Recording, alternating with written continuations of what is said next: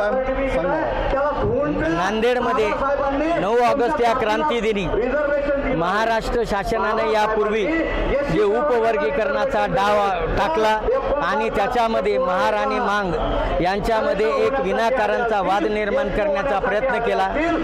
अनुसूचित जातीतील 59 जाती हे गुन्ह्या गोविंदानं आणि प्रेमाने या ठिकाणी नांदत होते महाराष्ट्रामध्ये आणि त्या लोकांना महाराष्ट्रात संभोपचारानं बंधुत्वानं आणि स्वातंत्र्य आबादी ठेवून नांदण्यासाठी नांदता येऊ नये अशा पद्धतीची भूमिका देवेंद्र फडणवीस या पेशव्यानं घेतली आणि म्हणून देवेंद्र फडणवीस या पेशव्यांचा तीव्र निषेध करण्यासाठी म्हणून महाराष्ट्रभर मोर्चे निघत आहेत आणि नांदेडलाही असाच एक प्रचंड मोर्चा आम्ही काढलेला आहे आणि त्या मोर्चाच्या माध्यमातून आपण महाराष्ट्र शासनाला असा इशारा देत आहोत की उपवर्गीकरणाच्या नावाखाली महार आणि मातंगमध्ये दुफळी निर्माण करू नका।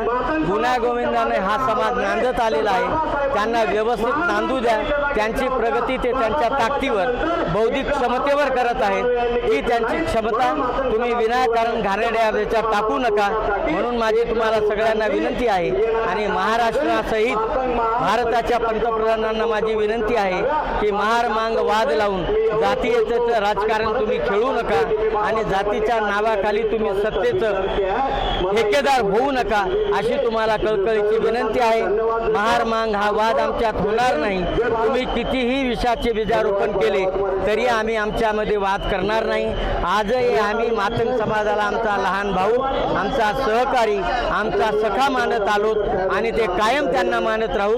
आमच्यापासून आम्ही त्यांना वेगळं करण्याची आमची तयारी नाही। आमची त्यांना विनंती आहे मातंग समाजाला की तुम्ही आमच्या सोबत या, आपण हातात घालू, आपण आलिंगन एकमेकाला देऊ आणि या पेशव्याच्या राजकारणाला एक पद्धतीनं आपण त्यांचा पराभव करण्याच्या अनुषंगानं काहीतरी राजकारणाची खेळी खेळू आणि त्यांना मात देऊ अशी विनंती आहे। म्हणून मातंग समाजानं संबंधपणा ठेवावा, शांतीनं आणि बौद्धिक क्षमतेनं याचा विचार करावा असं कळकळीचं आवाहन समस्त आंबेडकरी समाज, रिपब्लिकन समाज आणि आंबेडकरवादी मातंग समाजाच्या वतीनं करण्यात येत आहे।